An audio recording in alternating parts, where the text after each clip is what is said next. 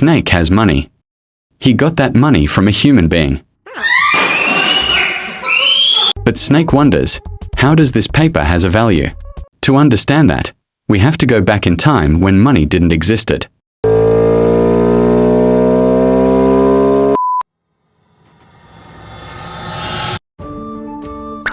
When money didn't existed, snakes used something called barter system. Barter system simply meant, snake give you something, you give something back to snake. But it had one big problem. Double coincidence of wants. For example, if snake has wheat, but the other snake doesn't want wheat, no deal. So in 3000 BCE everything changed. Snakes started using commodities as money.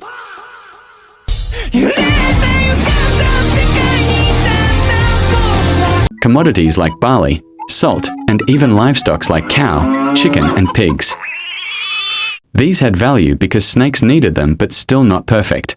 So in 7th century, the first metal coins were created. These coins were made of electrum, a mix of gold and silver. Now trade became faster, easier, and scalable. Then came the next revolution. Paper money was discovered to avoid carrying of heavy metal coins. Later, banks were created storing gold and giving paper receipts. Fast forward to today. We barely even use cash. We use digital payment apps and online banking. But still Snake is poor, so please subscribe.